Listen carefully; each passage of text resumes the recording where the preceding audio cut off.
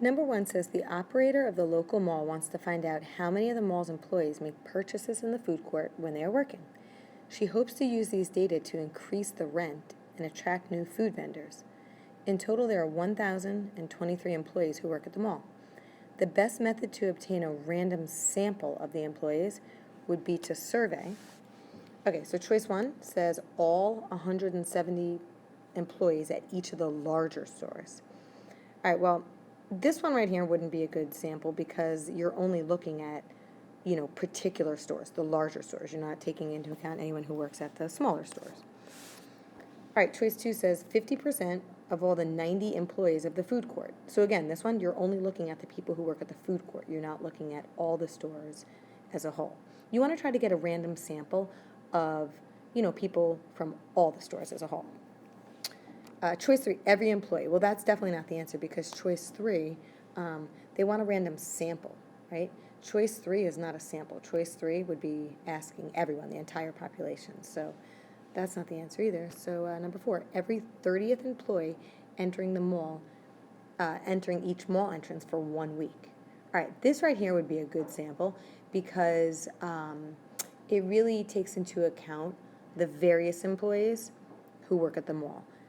They're not just looking at one entrance, they're looking at each mall entrance, so they'll get a good variety of, the people who work at all the different stores. All right, so number 2 wants to know what is the solution set for x in the equation below. Now, if this was a part 2, you would have to solve this algebraically by hand, right? You would add 1 to both sides of the equation. You'd want to get this radical by itself and square it. But when you solve a radical equation, when you get to the very end, the last step in solving is to check your solutions. So since you have to check your solutions anyway, I would just start at that step since it's multiple choice. I would just take the answer choices and plug them in for x and see what checks. All right, so let's start with the first one. So if we take 1 and substitute it in wherever we see an x, we would have the square root of 1 plus 1, and then I'm going to bring down this minus 1, and equals, and in place of this x, I'm going to plug in a 1. Okay, so the square root, so 1 plus 1 is 2. And I'm going to bring everything else down. Now the square root of 2 is, I guess, approximately like 1.4. So if you take that and subtract off 1 from it, it's definitely not going to be equal to 1. So this doesn't check, so we can cross off choice 1. And actually, that being said, if you look at choice 4, it also has a 1 in the solution, so it can't be choice 4 either. All right, so it's either got to be choice 2 or choice 3. Now, logically, if you look, they both have a 0 in the answer choice, so you don't even really have to waste your time checking 0, because since one of these is the answer and they both contain 0, you don't have to check that one. So it looks like all we have to do is see if negative 1 checks. If negative 1 checks in this equation, then choice 3 is the answer. If negative 1 doesn't check in this equation, then choice 2 would be the answer.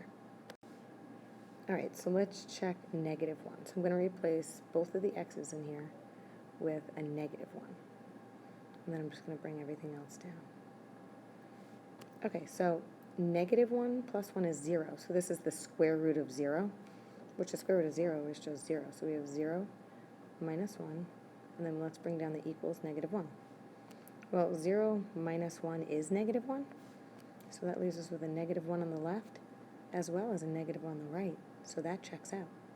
So that being said, choice 3 has to be our answer.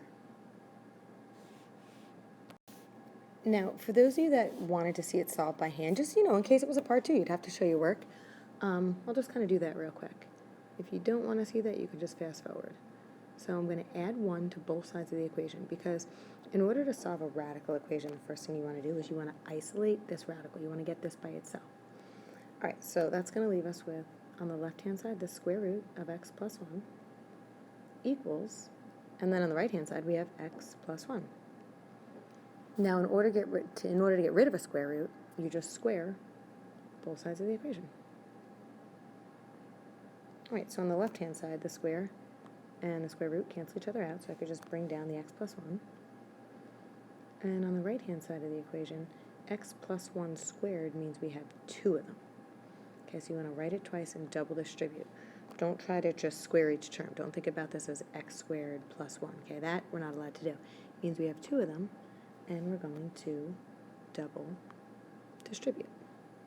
Okay, so let me first bring down the x plus 1 on the left-hand side of the equation.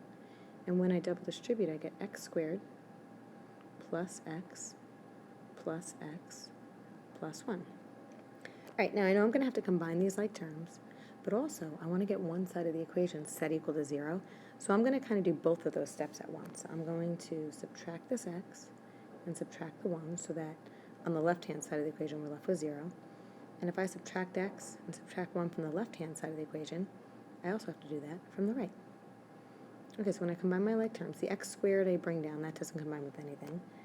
When I combine these 3 terms, it just leaves me with a positive x. Basically, a positive and a negative x cancel, so it leaves me with this positive x here. And then finally, positive 1 and negative 1, they just cancel, so I don't bring anything down. All right, so in order to factor this, I mean, the only thing you can really do is just factor out the greatest common factor of an x, and that would leave me within a parenthesis x plus 1. So now when I make a t-chart and solve, I get x equals 0 and x equals negative 1. Now, it's really important, I know I showed this earlier in the question, but it's really important to check your solutions.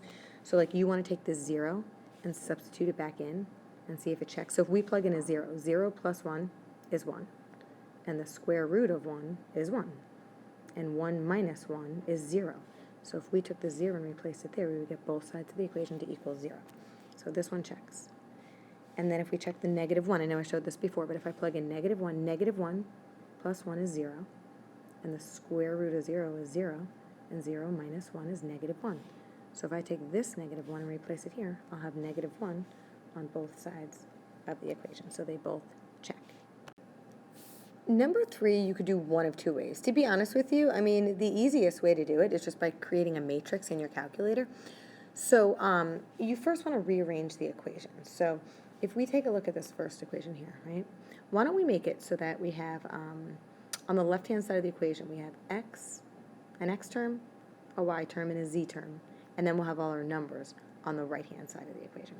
So this is what I mean. If I take this equation and rearrange it, right? If I take my variables and move them to the left, if I take a negative 2x and move it over, it'll become positive 2x.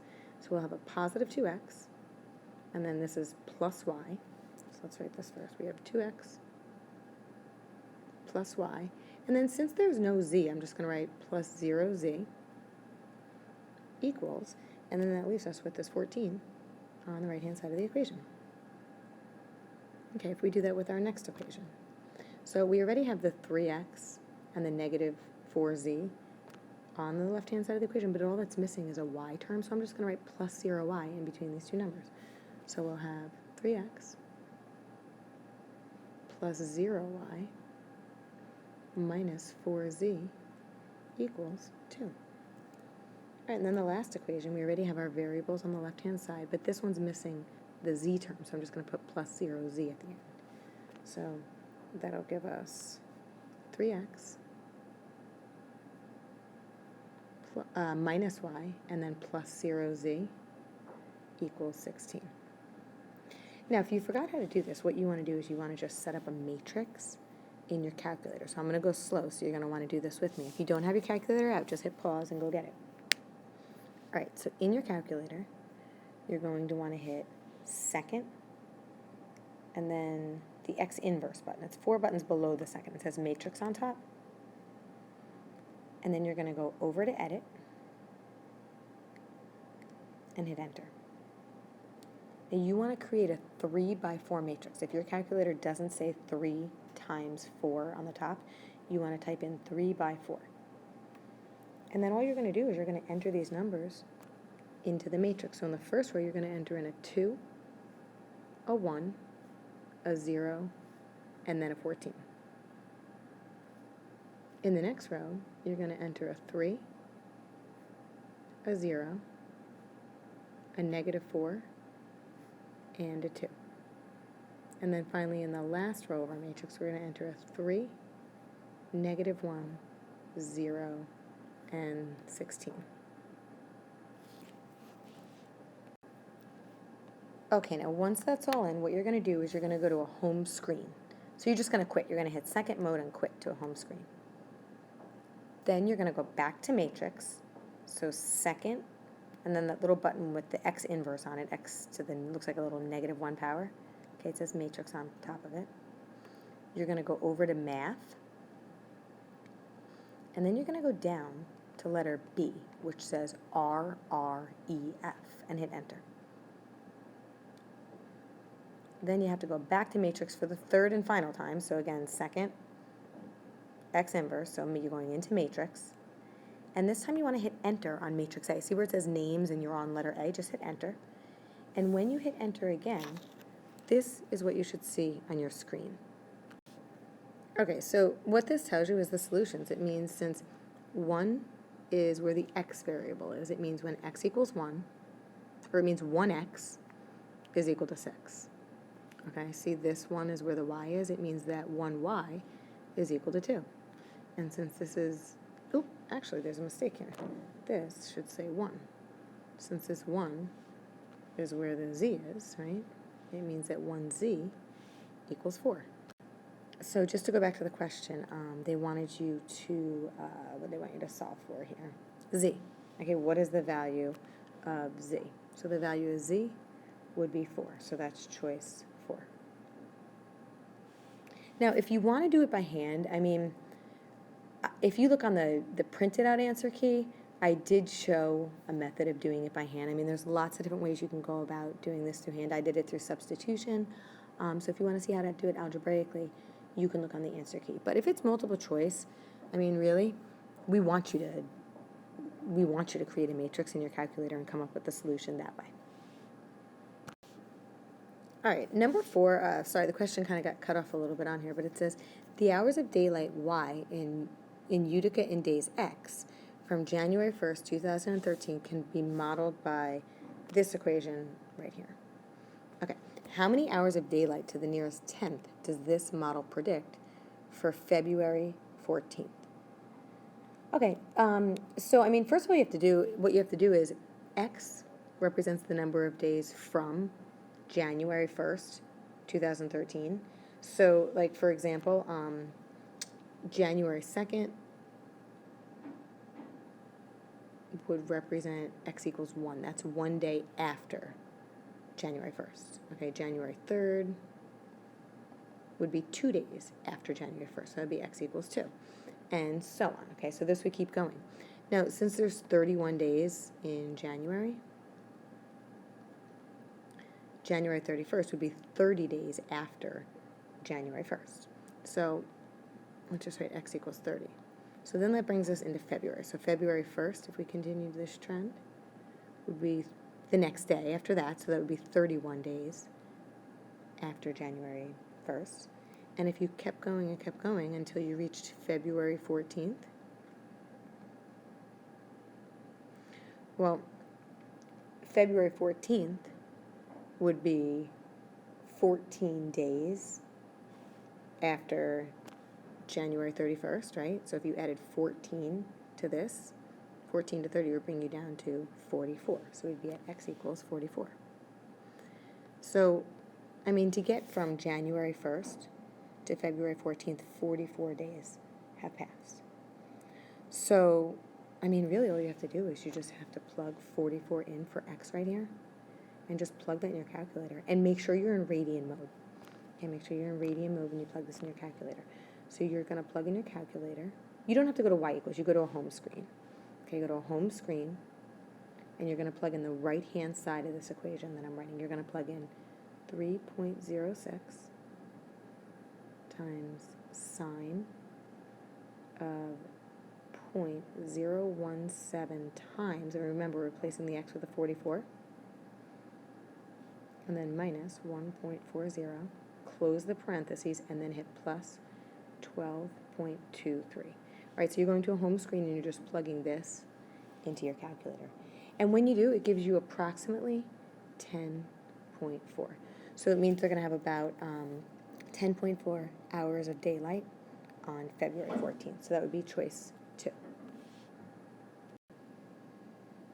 Number 5 says a certain pain reliever is taken in 220 milligram doses and has a half-life of 12 hours. The function a equals 220 times 1/2 to the t over 12 power can be used to model the situation where a is the amount of pain reliever in milligrams remaining in the body after t hours. According to this function, which statement is true? Okay, so basically, this is the initial dose of 220 milligrams. It's being cut in half every 12 hours. Okay, so what that means is after 12 hours, there will only be half of this, 110 milligrams remaining. So they want to know which statement is true. Okay, so choice 1. Every hour, the amount of pain reliever is cut in half. Well, that's definitely not true because every 12 hours, right? That's what this 12 here stands for. The dose is cut in half. Okay, number 2. In 12 hours, there is no pain reliever remaining in the body. All right, well, that one's not true either because after 12 hours, there will be half of the initial dose, so there'll be 110 milligrams. Okay, choice 3. In 24 hours, there is no pain reliever remaining in the body.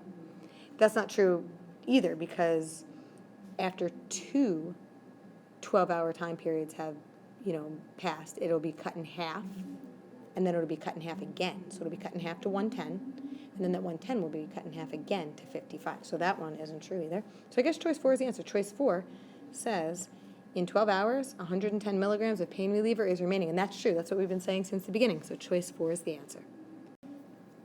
Okay, number 6. I mean, to be honest with you, you know what you could really do?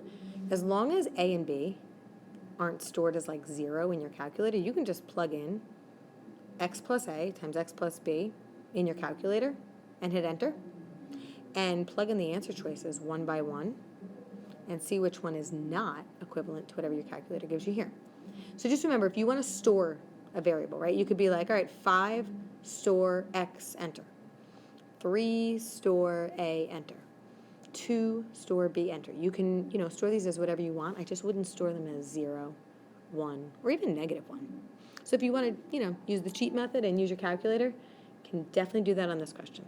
All right, but what they want you to do, if you were to do it by hand, I would first probably, since this is a binomial times a binomial, I would probably just double distribute out and see what it's equal to. So I guess we'll just put our answer over here. Okay, x times x is x squared. X times b is, I don't know why this isn't writing, there we go, plus bx.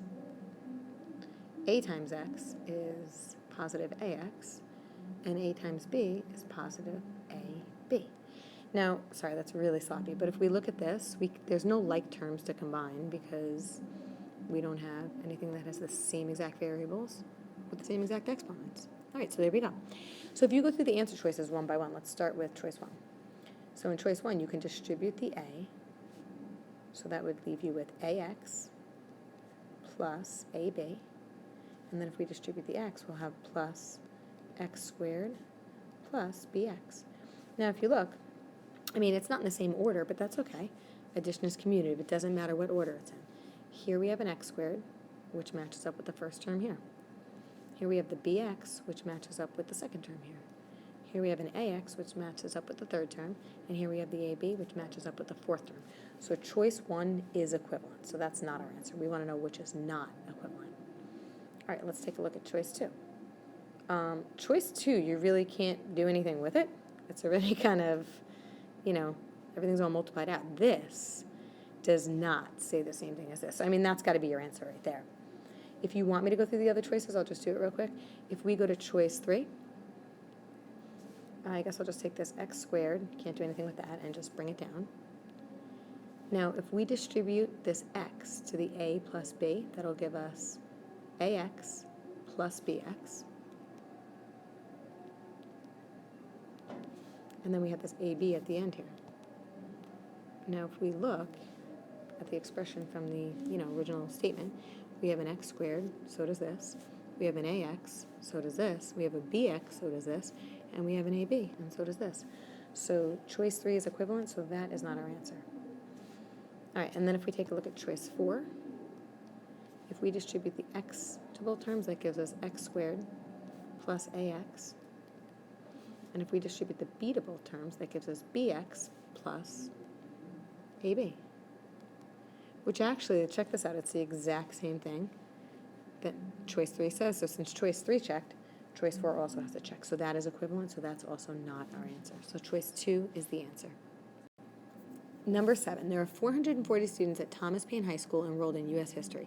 On the April report card, students' grades are approximately normally distributed with a mean of 79 and a standard deviation of 7. Students who earn a grade less than or equal to 64.9 must attend summer school. The number of students who must attend summer school for U.S. history is closest to. All right, so what we want to do is we first want to figure out the percentage of students who must attend summer school. So in order to do that, we're going to go to normal CDF in our calculator. Sorry, that's an N. It totally does not look like it, but it is. So normal CDF. And then we have to put a lower bound and then an upper bound. Well, since we want less than or equal to 64.9, less than tells us to use a lower bound of, I mean, you could use negative 9999. Technically, you can use 0 because you can't get a grade lower than 0. So even if you want to use a 0 there, that's, actually more appropriate. The upper bound would be 64.9. Anyone above that doesn't have to go to summer school. So that's going to be our upper bound. And then after that, we put the mean, which is 79, and the standard deviation, which is 7. Okay, so again, lower bound, upper bound, mean, and standard deviation. And if you forget how to get to that in your calculator, you just go to second vars, and it's choice 2. Okay, now when you do that in your calculator, it gives you, I'm going to use approximately here, it gives you approximately, I'm just going to put this down here because I don't have a lot of room, 0.02199. Now leave that number in your calculator, okay? You don't want to use the rounded number. You want to use the entire number that's in your calculator. And since there are 440 students that attend this school, it means that this percent out of the 440 are going to go to summer school. So what we want to do is we're going to take that number and we want to multiply it by the 440 students that attend the school. So when you do that, you get about 9.7. So that would round to 10 students. So choice 3 would be our answer. So number 8, this is totally a calculator cheat question if you'd like to. It says, for a given time x in seconds, an electric current y can be represented by this equation here. Which equation is not equivalent? Okay, the easiest way to do this question is multiple choice. I mean, let's be honest. Just take any value of x that you want, and just take any value and substitute it in for x into this equation. Hit enter in your calculator, see what you get. Then take that same exact value for x and substitute it into all the answer choices one by one and see which one does not give you an equivalent value. That's probably the easiest way to do it. I'll just explain to you which one is the answer choice and why. All right, so first of all, choice 1 is not the answer because this equation is equivalent to the original equation. I mean, if you take a look at here, you basically, all they did was if you were to distribute this 2.5 into the parentheses, 2.5 times 1 is 2.5, and 2.5 times this product can be written as 2.5 times this product. So this says the same exact thing as that. Okay, if we go to choice 2, all they did in choice 2, now since we know choice 1 already works, in choice 2 they just brought this down, they brought that down, and then if you have a power raised to another power, you would just multiply these. So 2 times negative I can't even see this, I'm blind, 0.05 is equal to negative 0.10. So they just multiplied these. I'm sorry, they actually just kind of broke them up, but if you multiplied these, it would give you the same exact thing that it says in choice 1. So choice 2 is also equivalent, so that's not our answer. Okay, choice 3, I'm going to go back to what we see here. You notice that this 2.5 matches up with that 2.5. This 2.5 matches up with this 2.5. Now remember, if you have a negative exponent, if you want to make it positive, all you have to do is just take this and put it over 1, and you'd move this whole term to the denominator of a fraction. When you do, the exponent becomes positive. So that's what they did here. So this actually says the same exact thing as choice 1 as well. So choice 3 can't be the answer. So choice 4 is our answer, and the reason why choice 4 is the answer is because although, here's our 2.5, those line up, here's our 2.5, these line up, if you want to combine these, they unfortunately don't combine to give you what we see here. Because when you multiply two terms with the same base, you actually add the exponents. If you add -2 plus 0.05x, that gives you -2 plus 0.05x. It doesn't give you -0.10x, okay? I think they were trying to trick you into thinking you multiply these, but you don't. Okay, you don't multiply the exponents. When you multiply two terms with the same base, you add the exponents. Okay, so choice 4 is not equivalent, so that would be your answer. Number 9, I love when they put these on here because you guys are all pros at this. So they want to know, what is the quotient when this expression is divided by 2x minus 1? All right, so we're going to just do long division. So you can take the given expression, 10x cubed minus 3x squared minus 7x plus 3, and we're going to divide that by 2x minus 1. All right, so we look at the 2x and the 10x cubed, and we say, what do we multiply 2x by to give us 10x cubed? So we'd have to multiply this by 5x squared. All right, so we're going to take a 5x squared, and we're going to put it right up here on top. And then we're going to distribute the 5x squared to both terms down here. So 5x squared times 2x would be 10x cubed. And by the way, right, these two terms right here should always match up. And then 5x squared times -1 is negative 5x squared. Now, we know we need to subtract this expression from this expression. So to show we're subtracting here, what we do is we change the sign. So we change this to a minus and circle it to show we're using it. And we change this to an addition and we circle it to show we're using it. So the first two terms cancel.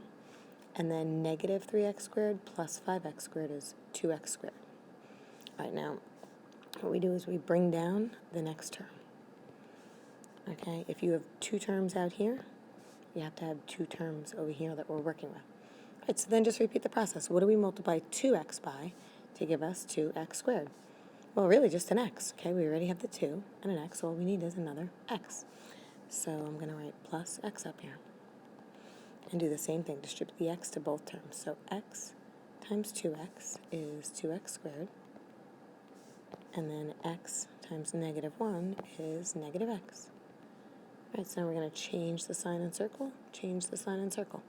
So these cancel off, and negative 7x plus x is negative 6x, and then we could bring down the plus 3.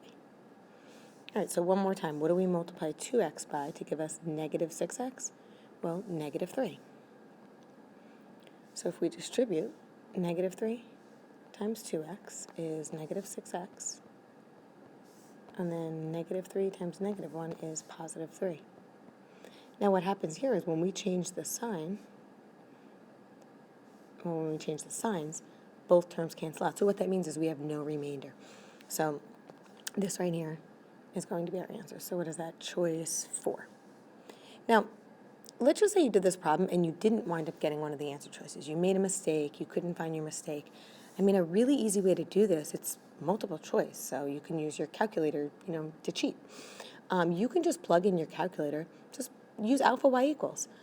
Plug in this on top of the fraction and this on the bottom of the fraction. Or even if you don't want to use alpha y equals, plug in this in parentheses and then divided by, okay, the division symbol, and then put this in parentheses and hit enter. And you'll get some numerical answer, and then what you would do is you would plug in the answer choices one by one to see which one is equivalent to this divided by that. Number 10, Judith puts $5,000 into an investment account with interest compounded continuously. All right, well, as soon as we see that, we know we're using our APERT formula.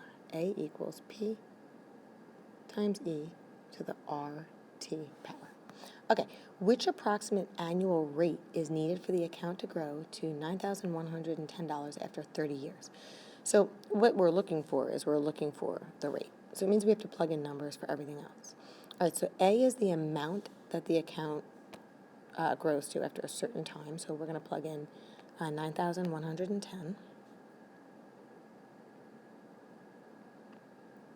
P is the initial amount, so that would be the 5,000. Then we bring down the E. The R is what we're looking for. And T would be the time that has passed, so 30 years. All right. So really all we have to do is just solve this. So in order to solve, we want to get the E by itself. So we're first going to get rid of this 5,000. So since it's 5,000 times E, in order to get rid of the 5,000, we would divide both sides of the equation by 5,000.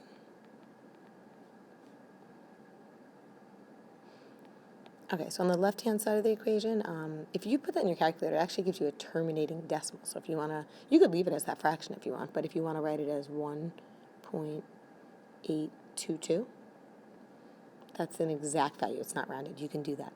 And then you would bring down the E, and instead of writing R times 30, I'm just going to write that as 30R. Okay, so now to get rid of an E, we know we can throw an ln in front of both sides of the equation. So we can take ln of this, and then ln of the right side. And what happens is the ln and E on the right-hand side just, cancel each other off, and the exponent drops down. I mean, ln of E to some power is always really just equal to that power. So we can just take the power and drop it down. And then on the left-hand side, I'm just going to bring that right down. Okay, and then all we have to do here is just divide by 30 to solve for R. So when we divide by 30, you would have to plug this into your calculator. And when you do, I'm getting approximately, let's see, I'm going to write 0.019998. That's a lot of decimals there, but equals R.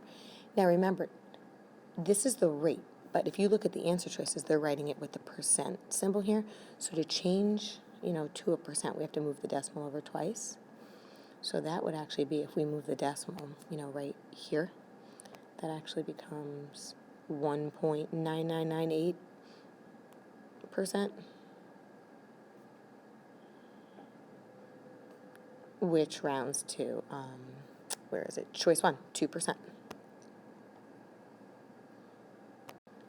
Number 11, if n equals the square root of a to the fifth and m equals a, where a is greater than 0, an expression for n over m could be equal to what? Okay, so we want to figure out what n over m is equal to. So let me just write that out, n over m. Okay, so if we look up here, right, we see that n is equal to the square root of a to the fifth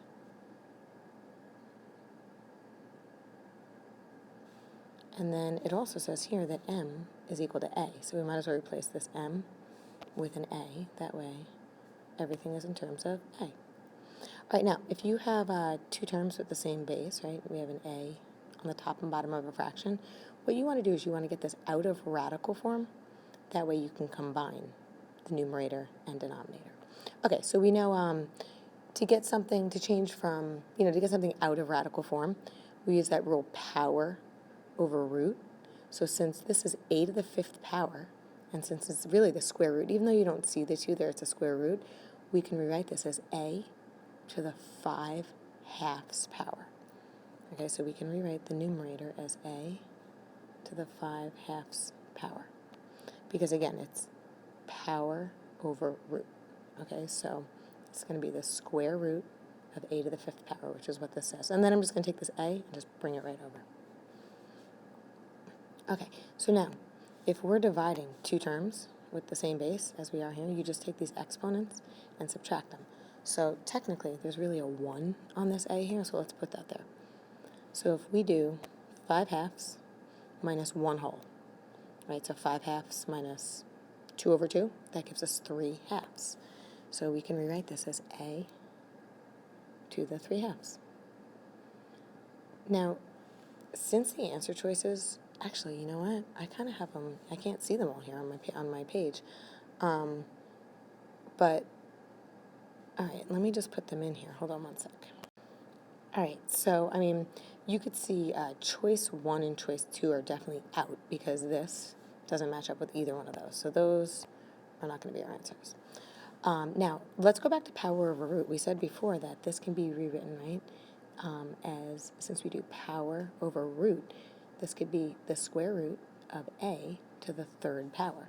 So if we rewrite this as the square root of a to the third power, you can either put the 3 under the radical, or you could also put it outside here on top of the radical. But in choice 4, they put it under the radical, so choice 4 would be our answer. So number 12 is just asking us to solve this equation. All right, so if you have a fraction within an equation, the first thing, I mean, your best bet is just to make everything else into a fraction. So I'm just going to take this x plus 3 and put it over 1, and I'm going to take this 5 and put it over 1. All right, now, we want to find common denominators for everything within the fraction. So since this has a denominator of x minus 1, let's make both of these denominators say x minus 1 by multiplying the top and bottom of each of those fractions by x minus, sorry, that should be a minus sign, by x minus 1. So multiplying top and bottom by x minus 1. Now, it's a little sloppy, but since each of these denominators now say x minus 1, what we can do is we can just cross those denominators right off. So let's cross those off. And we're going to solve this equation that we see in the numerator. So let me rewrite that because it is a little sloppy. So it says x minus 1 times x plus 3, and then minus 4 equals 5 times x minus 1. All right, so let's distribute everything out. So here we're going to double distribute. So that'll give us x squared plus 3x minus x minus 3. And then I'll bring down this minus 4 that we see right now. Just bring it right down. And then on the right-hand side, let's distribute the 5 to both terms. So it'll be 5x minus 5. All right, so now we have to do two things. We have to combine our like terms, and we also have to get one side of the equation equal to 0. So since my x squared is on the left-hand side and it's already positive, I'm going to get the right-hand side of the equation equal to 0. So let me subtract the 5x and add 5. Okay, so same thing here, minus 5x and then plus 5. All right, so on the right-hand side, everything cancels, leaving me with a 0. And on the left-hand side, I'm just going to take this x squared and bring it down. And then if I can combine my terms with the x's, if I combine positive 3x, negative x, and negative 5x, that combines to give me negative 3x. And then if I combine my numerical terms here, negative 3, negative 4, and positive 5, that gives me negative 2. Right, now I could tell by the answer choices that this is not going to factor nicely for me, so I'm going to have to use the quadratic formula. Okay, so in case you forget, the quadratic formula is x equals, but this is on your reference sheet, so you really, there's no need to forget this. I mean, on the Regents, it's right there for you. In class, we require you to have it memorized, but for the Regents, you're, a little lucky there. All right, so we're just going to take the numbers and plug it in. So here we could see our A is 1, our B is negative 3, and our C is negative 2. So when we plug it in, so, all right, we'll have x equals. So negative B would be negative 3, so positive 3 plus or minus the square root of, now the negative 3 has to go in parentheses with the square on the outside. Please don't forget the parentheses, because that'll change the value of that term. And then 4 times A, which is 1, times C, which is negative 2. And that whole thing is going to be over 2 times 1. All right, so that leaves us with, let's say we have 3 plus and minus the square root. So if you figure out what that's equal to, negative 3 squared is 9, and negative 4 times 1 times negative 2 is 8. So 9 plus 8 is 17, and that's going to be all over 2. Now, if you look at the answer choices, all they did was they just kind of like broke it up. So they first put the 3 over 2, and then they wrote plus and minus, and they put the radical 17 over 2. So they rewrote this as 3 over 2 plus and minus radical 17 over Okay, so that'd be choice 1. Now, I just want to point out, if for some reason you weren't able to get the answer, again, just like a lot of the questions on the part 1, you can totally use your calculator to cheat and get this answer right. What you can do is in your calculator, you could type in 3/2 plus radical 17 over 2 and store that as x. And then what you would do is you would plug in the left-hand side of the equation into your calculator and hit enter.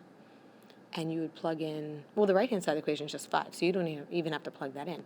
If when you plug in the left-hand side of the equation and hit enter, if it says 5, then you know choice 1 is the answer. If it doesn't check, then you would, go to choice 2. In your calculator, you would plug in 3/2 plus rad 17 divided by 2i, store x. And if you're going to use an I, make sure your calculator is in A plus BI mode.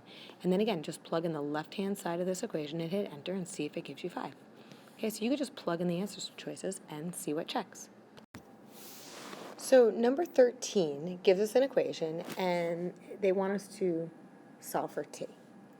Okay, so we can see that there's an e in the equation, so that lets us know we're going to need to use ln in order to solve. And if we look at the answer choices, I mean, you can see there's an ln in all of them. All right, so first thing we want to do is we want to get the base e by itself in this equation.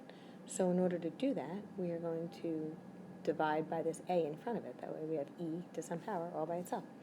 So if we divide both sides by a, that leaves us with e to the bt power equals c over a.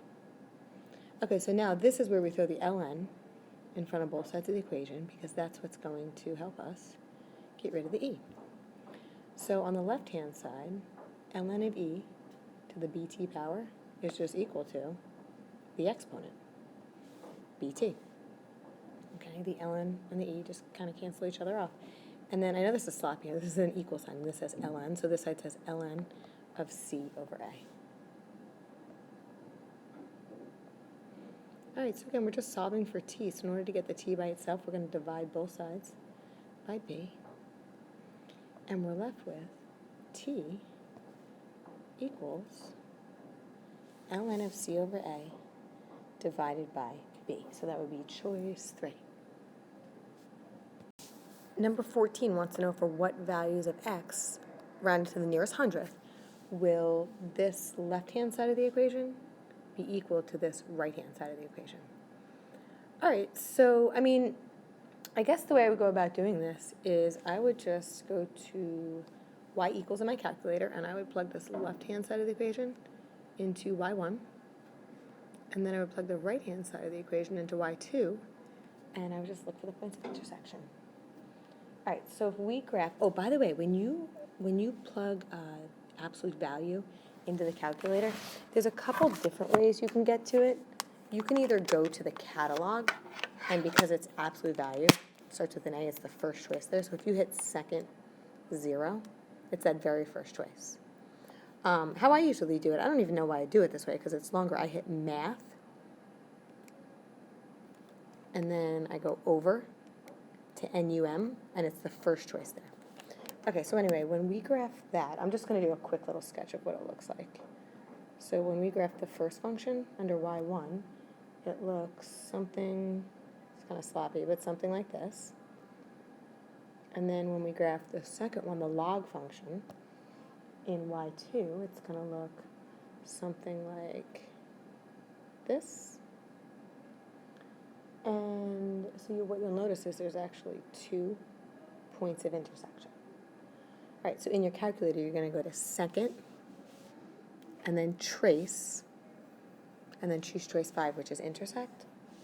And then you just kind of move your cursor over to this first point of intersection and hit enter, enter, enter, and you'll see the coordinates. Well, actually, we're really only concerned with the x value, because if you notice, the reason why is there's only x's in this equation. So the x value of this first point of intersection right here is 2.29 to the nearest hundredth. And then the x value, so then you have to repeat the process. You go second, trace 5, move the cursor over by this point of intersection, and hit enter, enter, enter. And we'll see that one is when x is approximately 3.63. So choice 1 is our answer.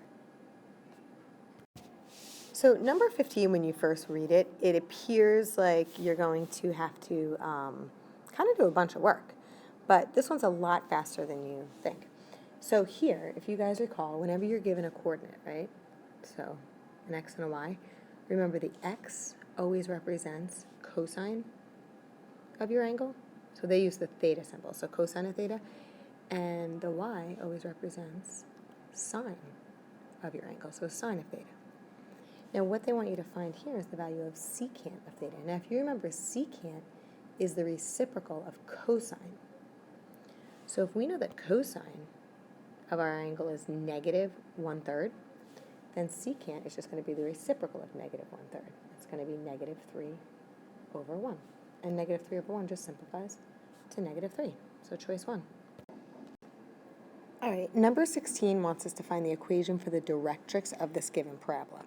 Now, you can see up at the top here, I have the general format of the equation of a parabola that opens up, down, left, and right. So what we want to do is we want to rearrange this equation to look like one of these.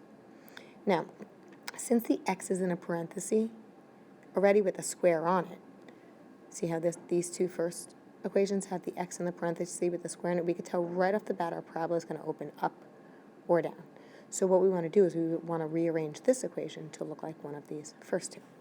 All right, so first thing we're going to do is we are going to divide by negative 8. I mean, technically you could distribute that negative 8 within the parentheses and go about it that way, but I don't know, I find this way a little bit easier. So it leaves us with y minus 3 equals. Now, since each of these have a fraction in front of the parentheses, we know there's really a 1 in front of the parentheses, so I'm going to rewrite this as negative 1/8 times x plus 4 squared.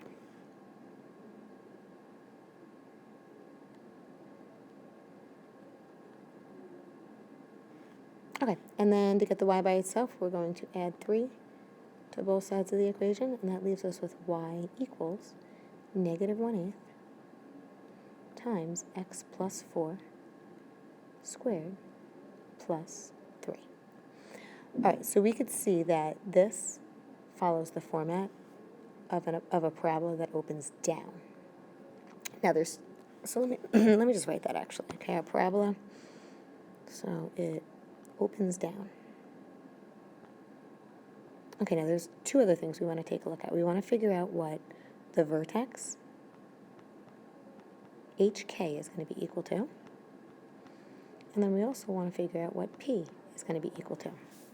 So if you look here, right, HK,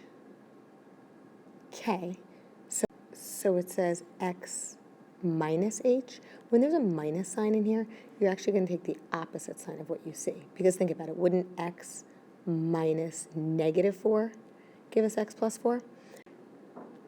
So h is negative 4. And then k, I mean, this is just a positive k on the outside, so you keep the sign of what's there, so positive 3 would be k. Okay, and then p, since, in the denominator here it's 4 times p, you want to figure out 4 times what gives you 8. Well, 4 times 2 gives you 8, so p has to be 2. All right, now I like to just kind of plot what we have. So let me just draw an x and a y axis, and since the vertex is at negative 4, positive 3, all right, let me graph that. So negative 4, positive 3 is going to be our vertex, and we know our parabola opens down.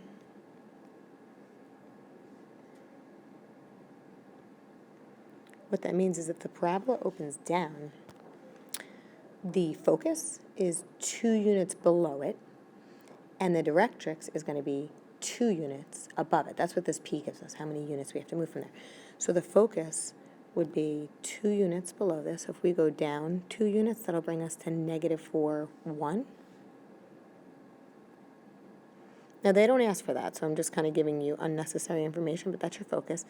And then the directrix would be the line that is 2 units above this. So let me just number 2 above this. So that would be at a height of 5. So the directrix would be at y equals 5. So choice 1. All right, so number 17 gives us an equation. They give us a function here, and they want us to figure out the absolute maximum. Okay, so in order to do that, we're going to want to graph this. All right, so I plugged this in my calculator under y equals. Took a while to plug in that equation. And then they only wanted us to look at the interval between 0 and 10. So I just set my my x minimum to 0 and my x maximum to 10. And then this is what I saw. So they want us to find the absolute maximum, so the highest that it goes within this given domain of 0 to 10. So, I mean, you could see here, it looks like this might be the highest point or this might be the highest point. So, I mean, what you do is in your calculator, if you want to find a maximum value, you go to second trace, and maximum is choice 4. And what they ask you to do is they ask you to put like a left bound and a right bound around each maximum point. So if this is the maximum I'm looking for, when it says left bound, I'm going to have my cursor somewhere to the left of it. Then when it says right bound, I'm going to have my cursor somewhere to the right of it. And then just hit enter on guess, and it'll tell you the coordinates of this point right here. So the coordinates of this point are approximately 1.61 and 4.01. Okay, then you're going to repeat the process, and you're going to do the same thing for this point, just in case it's a little higher. All right, so the coordinates for this one are 7.73 and 3.92. Now, what they're asking for here is the maximum. Maximum refers to the height, right? How high something's going to go. So we're looking at the y-axis or the y-coordinates. These y-coordinates of 4.01 and 3.92 are really the only things that we're concerned with. So you could see 4.01 is the higher of the two, so choice 3 would be our answer. All right, so number 18. Now, I mean, to be honest with you, as long as you just store C as some value other than 0 or 1 and store D as some value other than 0 or 1 in your calculator, you can like literally plug this expression in your calculator and hit enter, and then plug the answer choices in your calculator one by one and hit enter and see what matches up. Okay, so there's our multiple choice cheat technique. Now, to do it by hand, if you want to simplify a fraction, what you do is you factor the numerator, factor the denominator, and you just figure out what cancels out. Okay, so let's start with the numerator. If we factor the numerator, we know that this is just dots. It's a difference of perfect squares. So if we factor that, we set up two sets of parentheses. And since the square root of c squared is c, we put that in the first spot in each parenthesis.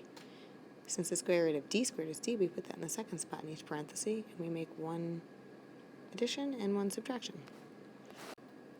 Okay, now to factor the denominator, it does look tricky, but it's really not that bad. Because, I mean, if you look, it's just a 1d squared. So since the leading coefficient is a 1, right, we don't have to do any sort of like rainbow into grouping. We could just right away set up two sets of parentheses. And since d times d gives us d squared, I'm just going to put a d in the first spot in each parenthesis.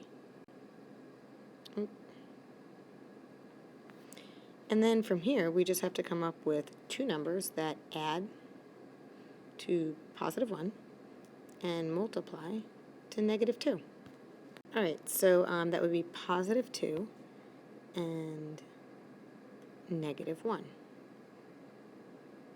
I'm actually not going to write the negative 1 yet because if you notice, I left a little space after the 2 because we have to put something there. And we're going to put a little space after this. I left a space here because we're going to put something after the negative 1. Now, see this c squared here? Really, we want these last two terms to multiply to give you not just negative 2, but negative 2c squared. So if I were to put a c after the positive 2 and a c after the negative 1, then let's take a look at what happens. Okay, if I were to double distribute out the denominator, d times d is d squared, and then d times negative c is negative 1cd. And if I combine that with a positive 2cd, that would give me the middle term. And then to finish double distributing, 2c times negative c is negative 2c squared, which is where this term comes into play. So this denominator is now fully factored. All right, so now we want to see if anything cancels. Now, I don't see anything that's exactly the same on the top and the bottom, but remember that little trick. If we have two terms being subtracted in the opposite order, they actually do cancel out, but they create a negative. So I'm going to cancel these two terms out, and you could put a negative wherever you want. You could put it on the top, you could put it on the bottom. I'm going to just put it in front of the fraction for now, and that way I could take a look at the answer choices and see if it makes more sense to distribute it to the numerator or the denominator. Keep in mind, we cannot distribute the negative to both the numerator and the denominator, because if you do that, then you're putting a negative on top and a negative on bottom, which a negative divided by a negative is a positive, so it's almost like you didn't put it there. Okay, so if we look ahead at the answer choices, we could see in choice 3 what they did was they took this negative and distributed it to the numerator, and they left the denominator alone.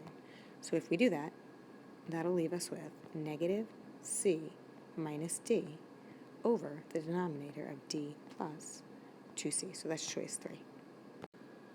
Okay, so number 19, there's a short way and there's a long way. The long way is to actually divide this expression by x minus 5 and see what you get, see what the remainder is. It's not really that bad to do it that way. The shorter method is, if you know the remainder theorem, we know that if you substitute, right, if we have a factor of x minus 5, if you substitute x equals positive 5 into the function, then basically whatever value that, whatever the output value is going to be the remainder when dividing by x minus 5. So if we take positive 5 and plug it in for x here, let's do that. So we're going to find p of positive 5. Okay, that'll give us 2, and then times 5 cubed minus 3 times 5 plus 5. Okay, so you just want to determine what all that's equal to. And it is equal to 240. So that would be the remainder when dividing by x minus 5. So I'm going to do it the long way, just in case anyone wants to do it the long way, if you like, taking your time, I guess. But you can do it through long division. Now, before doing long division, I just want to point out, if you notice the original expression, right, this goes from x cubed right down to x to the first, okay? It skips over that x squared term. So what we want to do is, when we write out the problem, we want to make sure we insert a 0 x squared. Okay, so we're missing the term in between x cubed and x to the first, so just put a 0 x squared. All right, so let's start dividing. You want to say, what do you need to multiply x by to give you 2x cubed? So we need to multiply that by 2x squared. So let's put that on the top, and then we're going to distribute the 2x squared to both terms. So 2x squared times x is 2x cubed, and then 2x squared times negative 5 is negative 10x squared. All right, so when we subtract, we know we change the signs, right? So change that to a subtraction and circle it. Change this to an addition and circle it. So these two terms cancel out. And then when I combine the 0x squared plus 10x squared, that gives me 10x squared. Okay, so now I bring down the next term, because if I have two terms out here, I have to always make sure I have the same amount of terms right here. So now what do I multiply x by to give me 10x squared? Well, 10x. So I'm going to put plus 10x here, and I'll distribute that to the x and then the minus 5. So 10x times x is 10x squared, and then 10x times negative 5 is negative 50x. Okay, so we're subtracting, so we change the sign and circle, change the sign and circle. So the first two terms always cancel out.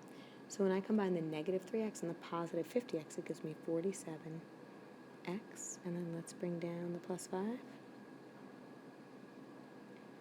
So now what do I need to multiply x by to give me 47x? 47, positive 47. So now let's distribute. 47 times x is 47x. And then 47 times negative 5 would be negative 235. Let's see if I could fit this. Well, I could barely fit that 5, but that says negative 235. So now I'm going to change my sign and circle it, change the sign and circle it. So these cancel off, and then 5 plus 235 is 240. So that is my remainder. So now one other thing I want to point out, if they did want you to divide it and write your answer, what you would do is you would take your remainder and you would add it on, since it's positive to this, as 240 over what you were dividing by, which is x minus 5. Okay, but to answer this question, that right there, 240 is your remainder. Number 10. All right, so the results of simulating tossing a coin 10 times, recording the number of heads, and repeating this 50 times are shown in the graph below. All right, so we want to just know, based on the results of the simulation, which statement is false. Okay, so let's underline that. We want to see which is false. All right, so let's just go through them. All right, 5 heads occurred most often, which is consistent with the theoretical probability of obtaining heads. Well, 5 heads did occur most often, and that's what you would expect to occur. So that's actually a true statement. So we could tell right off the bat, that is not going to be our answer. Okay, so it's not that one. All right, I'm just going to work my way across here.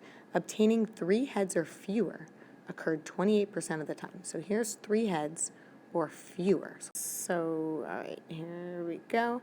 If you were to add up the dots, there's 14 of them. And if we see there was 50 simulations here. So 14 out of 50 is 28%. So that also is a true statement. So that's not our answer. All right, so choice 2 and choice 4 both talk about the middle 95% of the data. Now, since they don't come right out and tell us the mean, and they don't come right out and tell us the standard deviation, if you wanted to figure out what 95% of 50 dots is, let's do that. So 0.95 times 50. All right, so that would give us 47.5, which I'm just going to round that to 48, okay? So 48 of the dots, we want to look at the middle 48 of the dots. So we're going to look at the middle 48 of the dots. I mean, you're just going to leave one out on either side. So I'm going to leave this one out on this side, and I guess I'll just leave one of these out on this side. So I'm still going to be, like, on this interval of 9. If you want to exclude both of these, you can. That's up to you. But figure from 2 up until 9, or even if you want to go a little lower than 9, is the middle 95%. So let's look at the answer choices then. It says 8 heads is unusual as it falls outside the middle 95%. Well, 8 heads is within the middle 95%. So that's a false statement. So that right there has to be our answer. Just to take a look at choice 4, though, it says 7 heads is not unusual as it falls within the middle 95% of the data. That is true. That is in the middle 95% of the data. So that also is not our answer. Number 21 says, what is the inverse of the given function? Okay, so if you want to find the inverse of something, you just switch the x and the y. So since this technically means y, we're going to switch that to an x, and we're going to switch this x to a y. So that'll leave us with x equals -6 times y minus 2. Now all we have to do is just solve for y. So you could distribute the -6 into the parentheses, which leaves you with -6y plus 12 on the right-hand side. And then to solve for y, I would first just subtract 12 from each side, which leaves me with x minus 12 equals -6y. And then just divide everything by -6. You could either divide this whole side by -6 or each of the individual terms by -6. I'm going to do it individually. All right, so that leaves us with, I'm just going to make this negative. I'm going to pull that up to the front, -x over 6. And then -12 divided by -6 is +2, so plus 2, and then equals. Now, instead of leaving this as a y, we really didn't have a y to start off with. We had an f of x, so I'm going to switch this to f inverse of x, because that's what we were solving for. Okay, so if we look, we have a -x over 6, which I see right here, and we have a +2, which I see right here. So choice 2 is our answer. Okay, so for number 22, Brian deposited 1 cent into an empty non-interest-bearing bank account on the first day of the month. He then additionally deposited 3 cents on the second day, 9 cents on the third day, and 27 cents on the fourth day. what would be the total amount of money in the account at the end of the 20th day if the pattern continued? Okay, so that being said, when we want to find the total amount of, this is a geometric sequence, because you could see you're multiplying by 3 to get from one term to the next, right? The first day was 1 cent. 1 times 3 is 3, which gives us 3 cents on the next day. 3 times 3 is 9, which gives us 9 cents on the third day, and so on. So we could really use either our sum formula for a geometric sequence, or you can use this formula too if you want, and I guess it would be, we would start off where n equals 1, and you would go all the way up to the 20th term. Now, I prefer to use this first one, so we're going to go with that. So if we want to find how much you would have on the 20th day, we're going to find s sub 20. Okay, and for a sub 1, we're depositing 1 cent on the first day, so that would be 0.01. And then minus, it's a sub 1 again, so again, 0.01. Now, r is what we're multiplying by to get from one term to the next, so we're multiplying by 3. So we could replace the r with a 3. And then the n is 20, right? What would be the total amount of money in the account on the 20th day? And the bottom is just 1 minus r, so 1 minus 3. And you would basically just plug all of this into your calculator and see what you get. Okay, so when you do, you wind up getting 17,433,922. So choice 2. Number 23, if the function g of x equals a times b to the x power represents exponential growth. So that means what's going to happen is it's growing. It's going up over time. Which statement is false? Okay, so let's go through the answer choices one by one. The first choice says a is greater than 0 and b is greater than 1. So all you have to do is just pick a number greater than 0 and pick a number greater than 1 and substitute them for a and b and just graph it in your calculator and see what it looks like. So I'm going to choose for a, I'm going to choose 2 because that's greater than 0. And for b, I'm going to choose 3 because that's greater than 1. So in my calculator, I'm going to go to y equals, and I'm going to graph, instead of a, I'm going to substitute it with 2, or any number that's greater than 0. And in place of b, I'm going to substitute 3, or like I said, any number that's greater than 1. And when you graph this in your calculator, what you'll see is that you have a graph that looks like this. It is exponential growth. Okay, so choice 1 is not the answer because we're looking for which is false. All right, so this is what we get for g of x when we replace a with something greater than 0 and b with something greater than 1. Okay, choice 2, the y-intercept is 0, a. All right, well, let me just stick with this graph over here, and we substituted a with 2. So let's see, is the y-intercept 0, 2? All right, if you look at your calculator, you'll see that, yes, it does cross through the y-axis here at 0, 2, okay, when a is equal to 2. So that's true, so that's not our answer choice either. All right, choice 3, the asymptote is y equals 0. So remember, an asymptote is a line that your graph approaches but never actually reaches. So what you'll notice here, I guess I didn't do the best graph, but this is going to come closer and closer and closer to the x-axis, but it's never actually going to reach it. So it's never going to touch it, it's never going to cross it, it's just going to come closer and closer to it. So in this case, our x-axis is the asymptote. It's the line that the graph approaches but never actually reaches. So now the equation of the x-axis, well, the equation of any horizontal line is y equals wherever it crosses through the y-axis at, and since this crosses through the y-axis at 0, the equation of the x-axis is y equals 0, which is what choice 3 says, so that's true also, that's not our answer. All right, so I guess choice 4 is the answer, and the reason why it is the answer is it says the x-intercept is b0. Well, again, this is never even going to reach the x-axis, so there is no x-intercept. So this is the statement that's false. This would be our answer. Number 24, at her job, Pat earns $25,000 for the first year and receives a raise of $1,000 each year. The explicit formula for the nth term of the sequence is this right here. Okay, let's just talk about this. It makes sense because the first term, a sub 1, always goes right here. And that was what she was making her first year.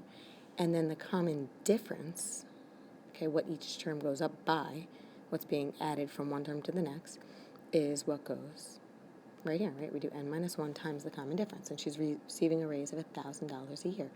Now, they want to know which one represents the recursive formula, okay? With a recursive formula, you have to say what a sub 1 is equal to, which we know is 25,000.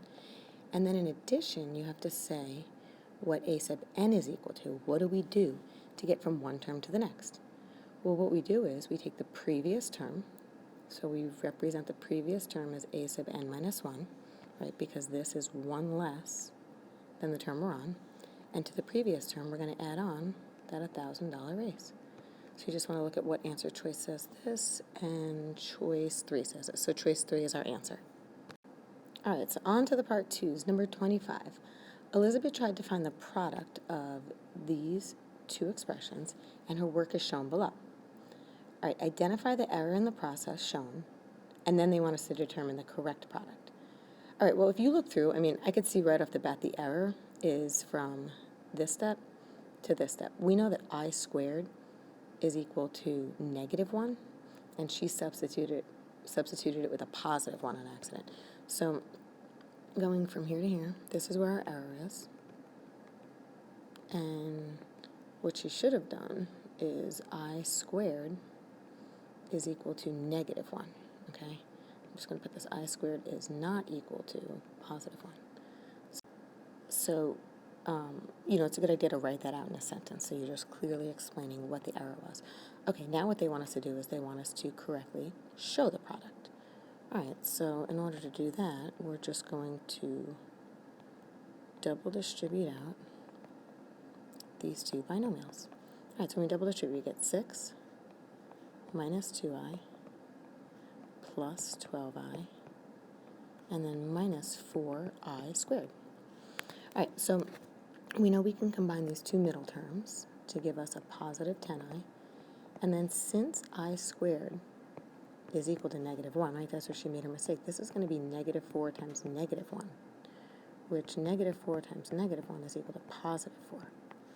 So now when we combine our like terms, we can combine the 6 and the +4 to give us 10 and bring down the 10i. So this is equal to 10 plus 10i. Number 26 says a runner is using a 9-week training app to prepare for a fun run. The table below represents the amount of the program completed, A, and the distance covered in a session, D, in miles. Okay, so it says based on these data, write an exponential regression equation. So I'm just going to point that out, underline that. Rounded to the nearest thousandth, that's always important, to what to round to model the distance the runner is able to complete in a session as she continues through the 9-week program. Okay, so one of these is nice because we're really going to let our calculator do the work. I put the steps on what to do in the calculator over here, and what we're going to do is we're going to go to Stat, and you're going to hit Enter, and you're going to enter the first row, the values from here into L1, and the values from the second row into L2. So you're going to enter these into List 1 and List 2. Okay, after that, you're just going to follow the steps here. You're going to go to Stat, over to Calc, and you're going to follow it all the way down. Now, they're looking for an exponential regression equation, so you're going to follow it all the way down until we get to, it's actually letters, it's choice 0, sorry, not letter, number, it's a number, exponential regression. And when you do that, your calculator will show this on the screen. Well, actually, these are the rounded versions of what your calculator will show on the screen, but it shows you the setup of an exponential regression equation, and it'll tell you what to substitute in for A and what to substitute in for B. All right, so in order to write your equation, now here's the thing, the calculator uses Y and X, but we're using A to represent the X values, and we're using D to represent the Y values. So instead of Y equals, we're going to have D equals, and then in place of the A, we're going to plug in the 1.223. And remember, these are rounded to the nearest thousandth, okay, because it says right here nearest thousandth. And then in place of B, I'm going to put that in a parenthesis. We have 2.652. And instead of to the x power, since they use a instead of x, we're going to raise that to the a power. So this would be our equation. And that's what they wanted you to do. So, I mean, the calculator does it all for you. Number 27, a formula for work problems involving two people is shown below. Okay, so they give us this setup, and they tell us here what everything stands for. So it says Fred and Barney are carpenters who build the same model desk. It takes Fred 8 hours to build the desk, while it only takes Barney 6 hours. Write an equation that can be used to find the time it would take both carpenters working together to build a desk. Okay, so let me start there. Now, it says T sub 1 represents the time taken by the first person to complete the job. So since Fred takes 8 hours, I'm going to replace this T sub 1 with an 8. So we'll have 1 over 8. Oop. Okay, now plus. Now it says T sub 2 represents the time taken by the second person to complete the job. So it takes Barney 6 hours, so I'm going to replace T sub 2 with a 6. And then, that's a 6. And then equals. Now, T sub b is the time it takes for them working together to complete the job. And that's what we're trying to find out here. So I'm going to write 1 over. You can leave it as T sub b. I'm going to call it x. I find it easier just to use an x as my variable within the question. Okay? So again, this represents Fred's time, Barney's time, and the time together. All right, now it says determine to the nearest tenth of an hour how long it would take Fred and Barney working together to build a desk. So basically what they want us to do is solve for this. They want us to figure out how long. So first thing we want to do is we want to find a common denominator. So if I were to list out all the multiples of 8 and 6, the lowest multiple that they would have in common is 24. And then since this has an x, I want to include x in my common denominator. So my common denominator is going to be 24x. So I want to eventually get all of these denominators to say 24x. Now, by the way, this is the least common denominator. I mean, if you wanted to use the 8, the 6, and the x, you could have made, since 8 times 6 is 48, you could have made your common denominator 48x. You'll get the same answer in the end. You'd just be dealing with bigger numbers. Okay, so now to get this 8 down here to become a 24x, we need to multiply it by 3x. So we can do that. We can multiply the denominator by 3x as long as we also do it in the numerator. And since 3x times 1 is 3x, let's bring that down. Now you say, what do I need to multiply 6 by to give me 24x? So 4x. So I'm going to multiply the top and bottom of this fraction by 4x. Okay, which leaves me with 4x over 24x. And then the last fraction has the x, but it's missing the 24. So we'll multiply top and bottom of that by 24. So 1 times 24 is 24. Now, once all the denominators are the same, you can just cross them off, and this is the equation we're going to solve. So here, if I combine my like terms, 3x plus 4x is 7x. So we have 7x equals 24. And then just divide both sides by 7. Now, the question wanted you to round to the nearest tenth of an hour. So if you do 24 divided by 7 to the nearest tenth, you wind up getting 3.4 hours. Okay, so 28 is just, they just want you to factor. So, I mean, if you look at here, we have 4 terms, right? And if you try to group the first 2 together, you could pull out an x, which would leave you with x plus 3y. Now here, if you group these 2 terms together, really the only thing you could pull out would be a 1, which does not leave you with x plus 3y. So I think our best bet here is to rearrange the terms. That way we can group them. Now I'm going to just group them so exponents go in descending order. So here we have an x cubed, then an x squared, then this is an x to the first with a y on it, and then this doesn't have any x's. So I'm going to do it in descending order of the x's. So we're going to first put the 3x cubed, then the x squared, then the 3xy, and then the y. Now this isn't always going to work, to factor by grouping for us, but this is the most logical way to, order them based on exponents going descending order. So let's try it out. All right, so let's see, if I group these 2 together, I can pull out an x squared, which leaves me with 3x plus 1. Oh yeah, this is definitely going to work. Okay, now if I group these together, I can pull out a positive y, which leaves me with 3x plus 1. And this is exactly what we want to happen. We want these two binomials in the parentheses to match up, and they do. So in order to finish factoring this, we just take what's on the outside of the parentheses, so the x squared plus y, and we would group those together in one parenthesis, and then we would rewrite our common binomial once. So I'm going to bring down the 3x plus 1. So this is factored completely. Okay, so when you read this question, they're talking about the population of rabbits and the population of foxes. And if you read, they both grow, it says here that they're both growing continuously. Okay, so when you see it's growing continuously, we're just going to use this formula right here, A perp. Okay, so let's start. I'm going to make, let's see, an equation for the rabbits first. So if the initial population of rabbits was 20, I can replace P with a 20. And then we're going to have E. And if it's growing at a rate of 5, if they're growing at a rate of 5% per month, I'm going to replace the R in the formula with 0.05. Okay, remember to change from a percent to a decimal. You take the decimal and move it back twice, so that'll be 0.05. And then I'm just going to let T represent the time in months. All right, so now with the fox population, they had an initial population of 30. So I'm going to replace the P with a 30. And then we have E. The rate that they're growing at is 3% per month, so I'll put 0.03. And again, I'll let T represent the time in months. Now it says, find to the nearest tenth of a month how long it takes for these populations to be equal. So we're going to set these two expressions equal to each other. All right, now okay, so now you can either solve this algebraically or graphically. I'm going to do it both ways on the video, so all right, let me start with this. We'll do it graphically first. So if we're going to solve this graphically, what you would do is you would take the left-hand side of the equation and plug it into y1 in your calculator, and you would take the right-hand side of the equation and plug it into y2 in your calculator, and then really you would just find the points of intersection.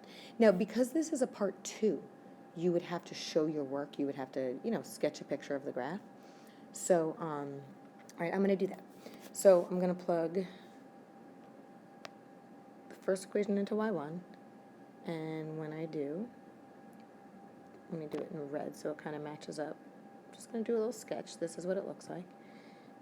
And I'm going to plug the right-hand side of the equation, so 30e to the 0.03t into y2, and graph that, and when I do, this is what it looks like. And there is a point of intersection right over here. So what we need to do is, in your calculator, you would go to second trace, choice 5, which is intersect, and just move the cursor close to this point of intersection. It's actually the only point of intersection, so even if you don't move it close to the point of intersection, you could just hit enter, enter, enter.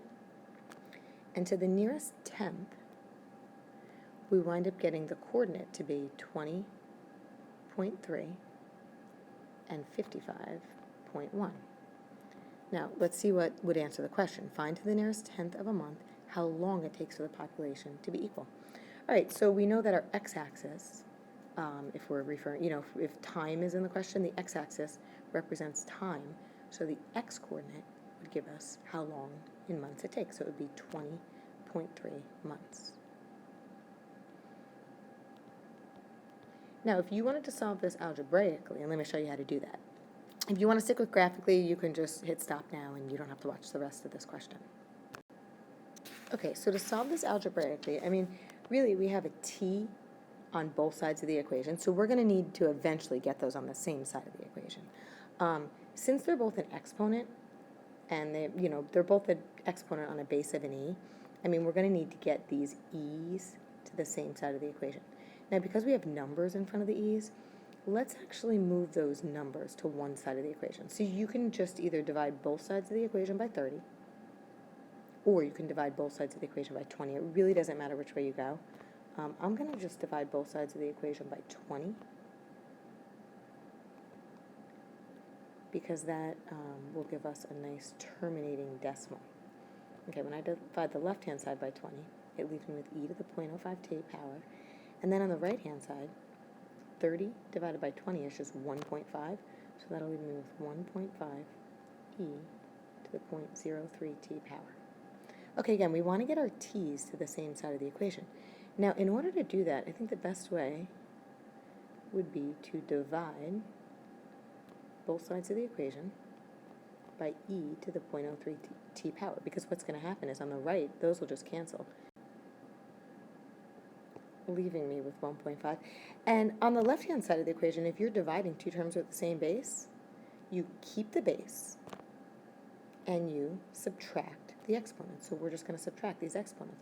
So 0.05t minus 0.03t is 0.02t. Okay, and now from here, we know to get rid of an e, we have to put ln in front of both sides of the equation. I'm going to slide it in there.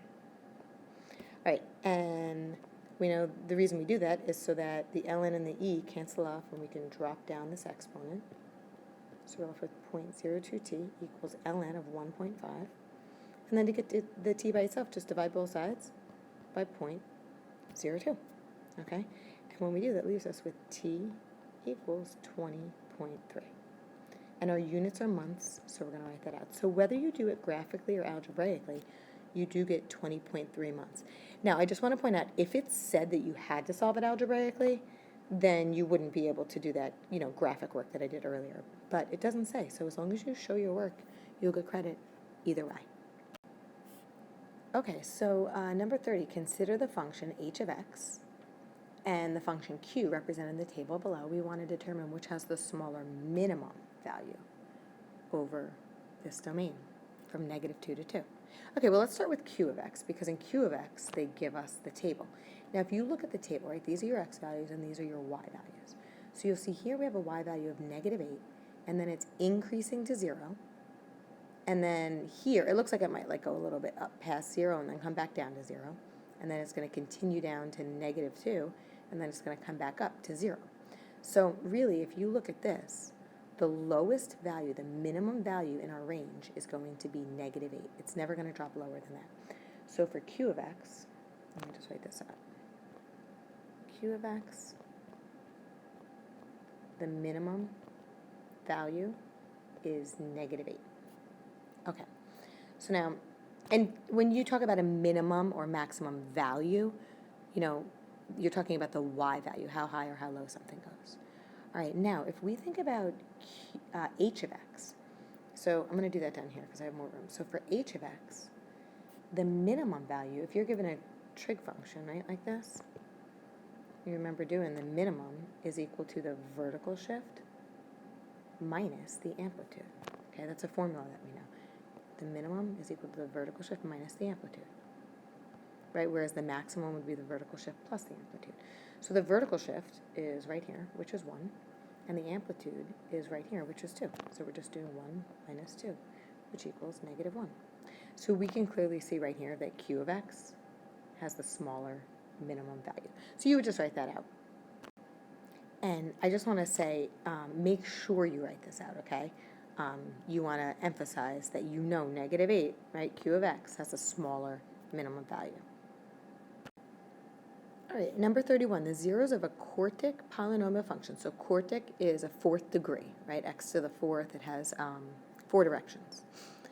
Are -1, positive and -2, and 3. So the zeros tell you where the graph crosses through the x-axis. So if we have a 0 at -1, +2, and -2, and +3, this is where the graph is going to cross through the x-axis. Okay, and we know it has 4 directions. So you could draw this one of 2 ways. It doesn't say whether it's going to have a positive leading coefficient or a negative. If it had a negative leading coefficient, it would it would be kind of opening down. It would look like this. It would go up, down, up, and back down. A positive leading coefficient is going to go down, up, it's going to open up. It really doesn't matter which way you draw this. I'm going to draw mine opening up.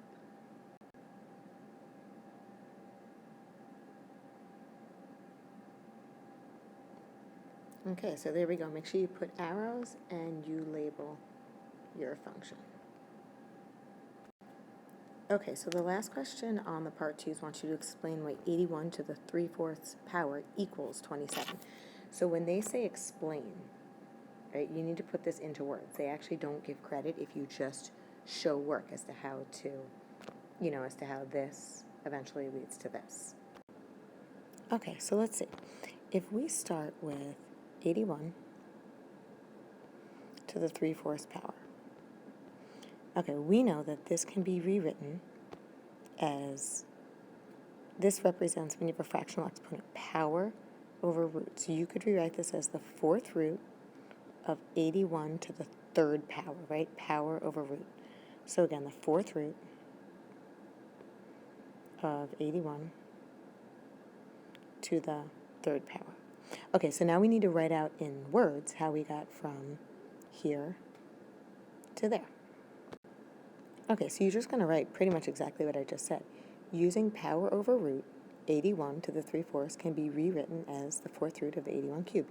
Or even better, I like this even better, the numerator of a rational exponent, okay, or a fractional exponent, represents the power, and the denominator represents the root. Okay, so now from here, I honestly would just take the 4th root of 81.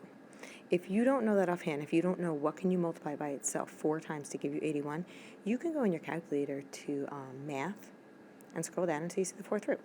So the 4th root of 81 is equal to 3. So I'm going to replace this with a 3, and then I don't want to forget to bring down my exponent of 3. Now to put that into words, how we got from here to there, you can literally just write out the 4th root of 81 equals 3. Okay, and then the last step is really easy. You just raise 3 to the 3rd power. So 3 cubed, 3 times 3 times 3 equals 27. Okay, so then just write out in words 3 cubed equals 27. All right, and that's it. So number 33 gives us f of x and g of x, and they want us to express this as a polynomial in standard form. Okay, so all they want us to do is they want us to take what f of x is equal to and substitute it in here and here, and they want us to take what g of x is equal to and substitute it in here and here. Okay, so let's do that. So when I substitute in f of x, I'll have 2x squared plus x minus 3. Now since we're multiplying that by g of x, let me put this in a parenthesis so it's grouped together. And g of x, I'll put it in another parenthesis, x minus 1. Now we want to subtract from that. Brackets really just mean the same thing as parentheses. So we're going to take f of x, which is 2x squared plus x minus 3. And from that, we're going to add on g of x. Now I just want to point out, if we were subtracting out, if this was a minus sign, if we were subtracting out g of x, we would need to put g of x in a parenthesis so we could distribute the negative to both terms. But because this is addition, if you distributed an addition sign to both terms, they stay the same, so it doesn't matter. All right, so let's figure out what this is equal to. So here, I'm going to have to distribute the 2x squared to both terms, and then when I'm done, I'm going to have to distribute the x to both terms, and then when I'm done with that, I'll have to distribute the negative 3 to both terms. Okay, so let's do it. So 2x squared times x is 2x cubed, and 2x squared times negative 1 is negative 2x squared. Okay, now we're distributing the x.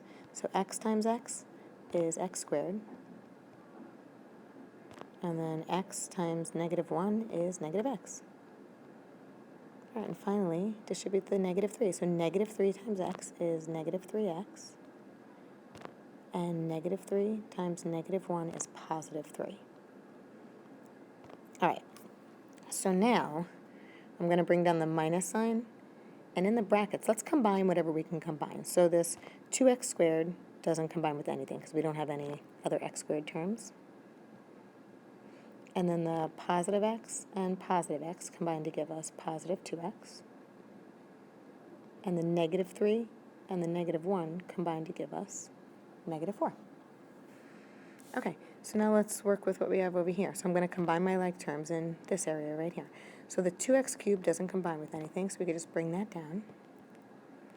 Then I can combine my negative 2x squared and my positive x squared to give me negative x squared. And then the negative x and the negative 3x combine to give me negative 4x.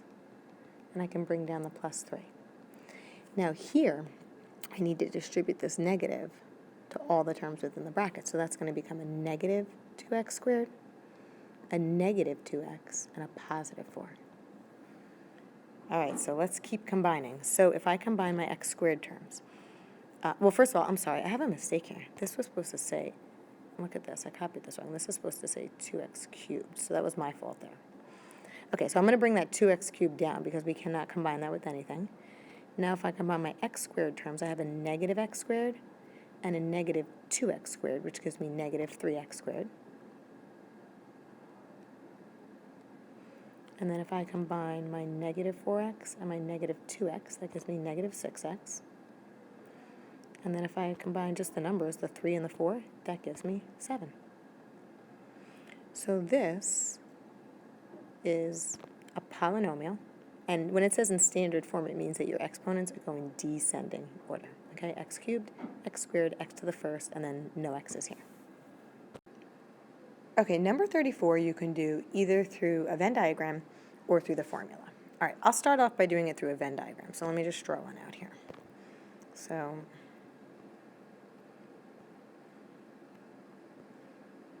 all right, the two things they're talking about are preferring math and being a junior, so I'm going to use MJ. All right, a student is chosen at random from the student body at a given high school.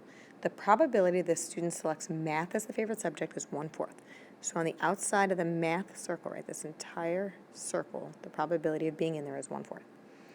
The probability that the student chosen is a junior is 1/16 out of 459. So we'll put that on top of the junior circle.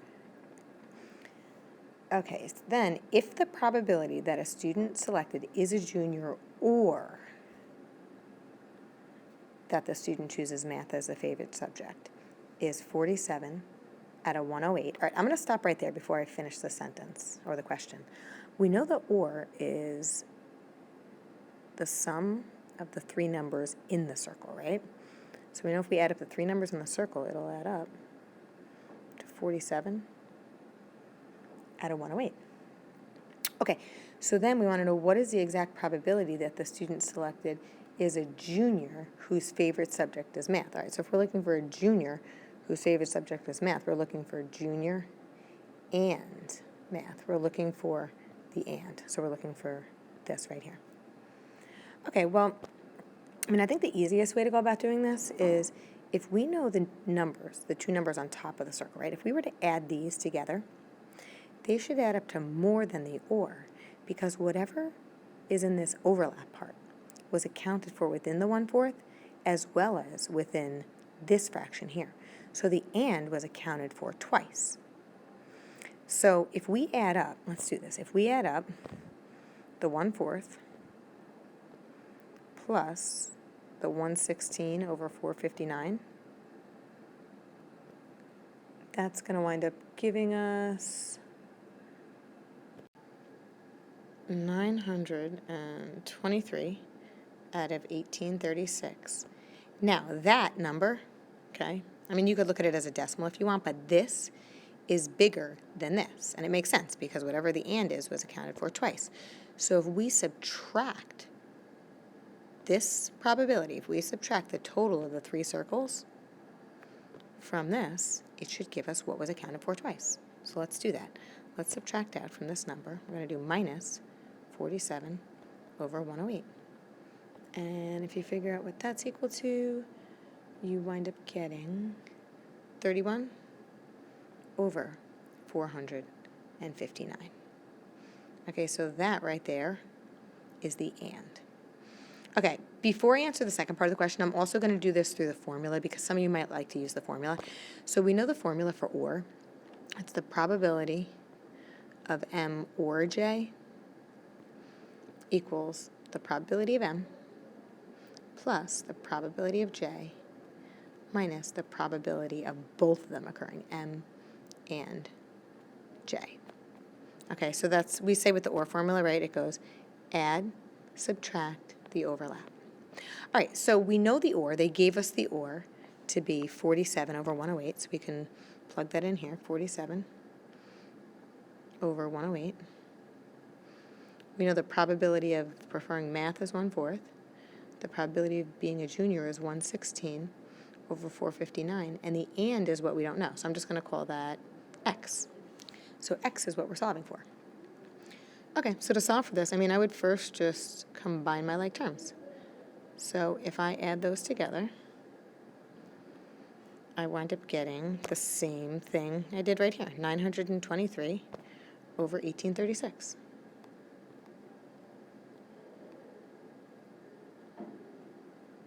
I'm going to bring down the minus x. Okay, so now if I want to get the x alone, so I guess I can subtract this fraction from both sides of the equation. Sorry, I'm going to kind of squish it here. So these cancel. I'm going to come down over here. So on the left-hand side of the equation, I'm just going to take this. Actually, let me do this. On the right-hand side of the equation, I'm going to take the negative x and bring it down. And on the left-hand side, I want to subtract these two fractions. And when I do, I get negative 31 over 459. So all I have to do is just divide both sides by -1, leaving me with x equals positive 31 over 459. So that's my and. Okay, now this question also has a second part, okay? So you don't want to forget about that. It says, are the events the student is a junior and the student's favorite subject is math independent of each other? And then it says right here to explain your answer. Okay, so we know two events are independent if, I'll write out the rule, the probability of math and junior, and by the way, if you want to use this as the and symbol, you can, is equal to the probability of math times the probability of being a junior. Okay, so we just found the and, right? We found the and to be 31 over 459. And they gave us that the probability that they prefer math is 1/4, and that the probability that they're a junior is 1/16 over 459. All right, so I'm just going to bring down the left-hand side of the equation. And if you multiply the right-hand side of the equation, if you multiply those out and then simplify your answer, you wind up with actually 29 over 459. Okay, so put a question mark there because we didn't know, and it winds up they're not equal. So now you want to write out an explanation. All right, so no, the events are not independent because the probability of m and j does not equal the probability of m times the probability of j. Number 35, in a random sample of 250 men in the United States, aged 21 or older, 139 are married. The graph below simulated samples of 250 men 200 times, assuming that 139 of the men are married. All right, so letter A, based on the simulation, create an interval in which the middle 95% of the number of married men may fall. Okay, so they're looking really for just the middle 95% of the information. So they want the 95% confidence interval. Now, when they want the 95% confidence interval, all we have to do is the mean plus or minus 2 standard deviations. Now, what's nice about this problem is they give us the mean and they give us the standard deviation right here.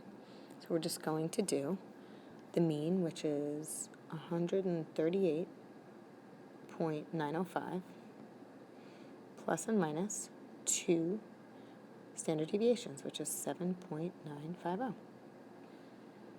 Okay, so what you want to do is you want to figure out what 138 minus 2 times this is. So when you do, and then want you to round to the nearest integer, that's going to round to 123. And then we want to figure out what 138.905 plus 2 times 9.75 is equal to. And when you add that and round it to the nearest integer, you get 155.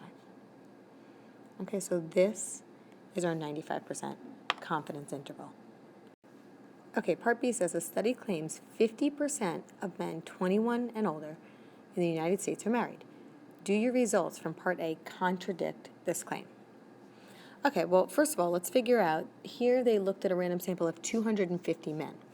So we want to figure out what 50% of 250 is. So that would be 125.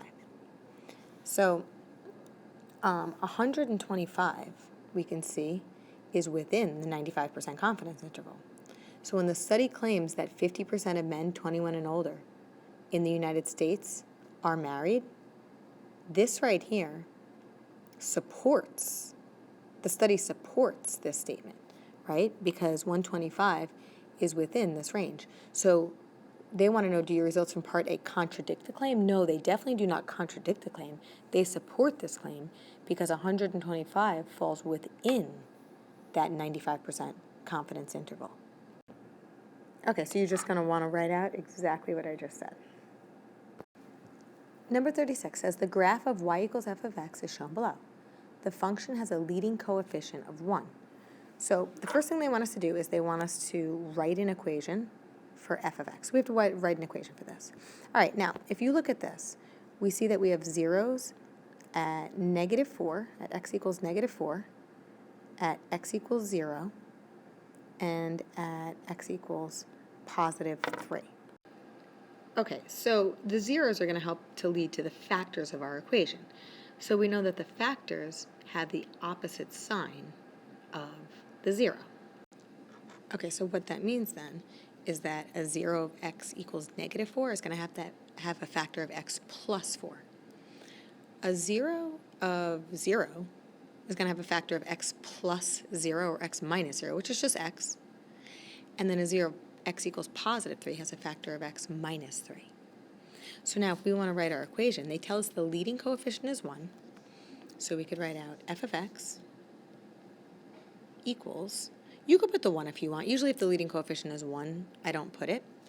Now I'm going to put this factor first. I usually just, if there's an x, I usually put that right in front. But that factor is a little different than the other factors because if you look at the graph, whenever it bounces off the x-axis, it means it has multiplicity. So if something has multiplicity, it's really like an x times another x. So we're going to rewrite this as x squared. That's why I put a square there. Okay, now, all I'm going to do is just take these two factors and just put them right next to my x squared. So I'm going to have an x plus 4 and an x minus 3. So this right here is my equation. Okay, the leading coefficient is 1. And x squared times another x gives us x to the 4th, which makes sense because this is a quartic function, right? A 4th degree function. It has 4 directions. It goes down, up. So that's why we have, it's a 4th degree function. Okay, now it says the function g is formed by translating the function f left 2 units. So basically, if we took each of these points, so I'm going to take this and move it over 2 units to the left. It'll wind up right here. Okay, same thing with 0, 0. I'll move it over so it becomes -2, 0. And then same thing with this 0. I'm just going to take it and just move it over. Now, I'm not going to sketch this graph perfectly, but I mean, if we did it, it would look something like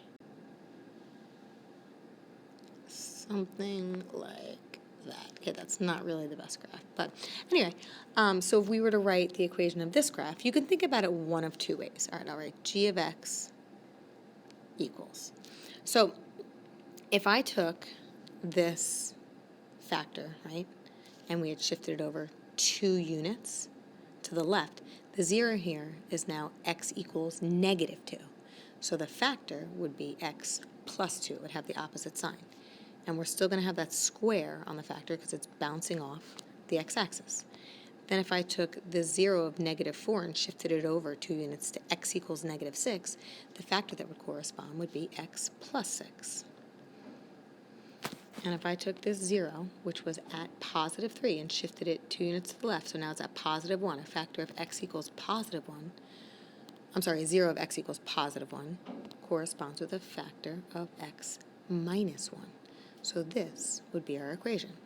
But you didn't really have to graph this and shift it over. I mean, think about it. If you move something, if you translate something 2 units to the left, when you move to the left, you're actually adding 2 to each of these factors. So this becomes an x plus 2. This becomes x plus 6, and this becomes x minus 1. All right, finally the last one, number 37. The resting blood pressure of an adult patient can be modeled by the function P below, where P of t is the pressure in millimeters of mercury after time t in seconds. All right, so basically what's happening is they're giving us an equation here that's representing the resting blood pressure of an adult patient. All right, it says on the set of axes below, graph y equals P of t over the domain from 0 to 2. Okay, so it looks like here that they started setting up the axes for us, but in order to finish it, I usually like to find the amp, frequency, period, all that kind of stuff to help us out. All right, so given this equation, right, let's first find the amplitude. The amplitude is the number in front of the word cosine, so that's going to be 24. That's the height from the midline. All right, the frequency. Well, the frequency is the number in front of, usually the x, but in this case, instead of x, they're using a t, so it's what's in front of the t, so the 3 pi. Okay, now the period, we know, is always equal to 2 pi over the frequency. So 2 pi over 3 pi is 2/3. Okay, what else do we want to find? The vertical shift. There's no horizontal shift because there's no number being added or subtracted within the parentheses. All right, the vertical shift is this number that's being added to the end of the equation, which is 120. That's also going to be the midline. Y equals 120 would be the midline of our graph. And then I guess we could also find the minimum and the maximum. So the minimum is equal to the vertical shift minus the amp. So the vertical shift is 120, and the amp is 24. So if we subtract that, the minimum is 96, and then the maximum would be equal to the vertical shift plus the amp. So that would be 120 plus 24, which is 144. Okay, now based on this, let's set up our axes. So I'm going to start with the x-axis. So the period is really going to help us set up the x-axis. If the period is 2/3, that's the horizontal length of one complete cycle. So let's figure out where 2/3 would be here. So let's see. They labeled 1 for us, right? So we had to move over 1, 2, 3, 4, 5, 6 boxes to get to 1. So if we wanted to break that up into thirds, right, wouldn't 2 boxes over be 1/3? Another 2 boxes be 2/3?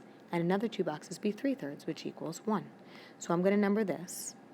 2 boxes over, I'm going to number that 1/3. Sorry, I had to make it smaller to fit. And then 2 more boxes over, right here, I'm going to number that 2/3. Okay, and then technically this is 3/3, which simplifies to 1. So then if I go 2 more boxes, that'll be 4/3. 2 more boxes will be 5/3, and 2 more boxes will be 6/3, which simplifies to 2. And that was the domain that they wanted us to graph into, right? They wanted us to graph from 0 to 2. So that's what we have, from 0, right? Technically this is 0 right here, all the way up until 6/3, which is 2. Okay, now you also have to number the y-axis, and in this case they call it the P of t axis. Now they started us here at 90, and we know our minimum value is going to be 96, and our maximum value is going to be 144. Now, I mean, I guess technically you could jump by 5s, right? 90, 95, 100, 105, but think about this. If the minimum value is 96, what if I jump by 6s? Would that make my points, like, nicely fit? Let's try it out. All right. So if this one's 90, right, we can make this 96. And then this, if you add on 6, would be 102. And then 108, 114. And then this one would be 120. Look at this. They made it nice. There's our vertical shift right there. Yep. All right. And then we're going to have 126, 132. And if we add on 6, we get 138. Oh, yeah, they couldn't have made this work out more perfectly. And then if we add on 6, 1 44. So they really kind of helped us out by giving us these, points on the x and y axis. All right, so the x-axis is, let's see, what does t represent? T is time in seconds. So I don't know if I'm going to be able to fit this. I'm going to try my best. It's kind of hard on this app. Time in seconds. Sometimes it's hard to write on the bottom of the page. And then P of t just represents the pressure in millimeters. Okay, so I was just getting that from the top of the page. P of t is the pressure in millimeters, and t is the time in seconds. All right, so I first like to start off by drawing a dotted line where the vertical shift is. So let's do that. I'm going to go to the vertical shift, and we're going to put a dotted line, okay? So this right here represents y equals 120. Okay, now, we know that the period is 2/3. So what that tells us is we're going to fit a complete cosine curve between 0 and 2/3. Now we know cosine looks like this. It starts high, drops down low, and ends off high. So this starting point and this ending point are going to be when t equals 0 is the starting point, and when t equals 2/3 is the ending point. So we're going to have a maximum, right? It's a positive cosine curve, so it starts high and drops down low. We're going to have a maximum at 0 seconds, and then we're going to have another maximum at 2/3 seconds, right? So somewhere in between there, the curve is going to go all the way down and back up, and it's going to complete the cycle. And we know halfway between our two maximums, so ready, this is 1, 2, 3, 4 boxes over, so halfway between would be at this second box. We're going to be all the way down here at a minimum, which is at 96. So I'm going to put a minimum right there. Now halfway between every maximum and minimum, you're going to be on that midline. So we'll be on the midline right here. So let me put a point there. And also, here's a maximum and here's a minimum. Halfway between them, we're going to be right there on the midline. So this is our first cycle. And then we're going to continue that trend all the way to when the time is equal to 2 seconds. Okay, so then between 2/3 and 4/3, we're going to fit another cycle. Okay, every 2/3 of a unit, so 2/3 plus 2/3 is 4/3, we're going to fit another cosine curve. So once we hit 4/3, we're going to be at that maximum point again that ends our cycle. So we'll be right up here. Now halfway between these two maximum points, we're going to be at a minimum. So halfway between these 2 points, we're going to come all the way down here to our minimum at 96. And then again, halfway between every maximum and minimum, we're going to be on that midline. So right here we'll be on the midline. And also halfway between this minimum and maximum, right here, we're going to be on the midline. Okay, so there's our second cycle. And then we're going to have one more cycle because we have to finish up until +2. So same thing. We're going to have at +2, okay, we're going to have a maximum halfway between the beginning of a cosine curve and the end of the cosine curve. Halfway between the two maximums, we're going to be down here at a minimum. And then halfway between each maximum and minimum, so here's a maximum, here's a minimum, we're going to be right on that midline. So right here as well as right here. So there we go.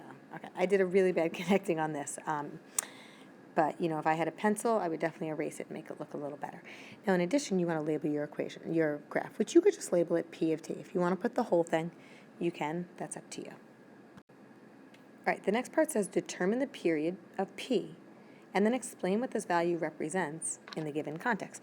Now, we've already determined the period right here. The period is 2/3. Okay, you can just take this work right here and put it here, and then we have to explain what this means. Okay, so I just took that work and put it right here, and then what this 2/3 means is, I wrote it here. It takes 2/3 of a second, okay, because that's the time, for the blood pressure to oscillate from one maximum to the next maximum. Okay, it takes 2/3 of a second for the blood pressure to go from a maximum down to a minimum, back up to the next maximum. Okay, and then finally the last part. Normal resting blood pressure for an adult is 120/80. This means that the blood pressure oscillates between a maximum of 120 and a minimum of 80. Adults with high blood pressure, which is classified as 140 over 90, and adults with low pressure, which is classified as anywhere below 90 or over 60, may be at risk for health disorders. Classify the given patient's blood pressure as low, normal, or high, and explain your reasoning.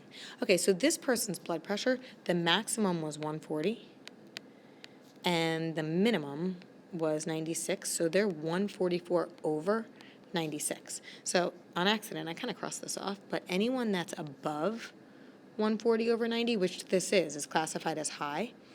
So you can just say this patient has high blood pressure because 144 over 96 is above 140 over 90. Okay, so that's it. You just have to write it out in words.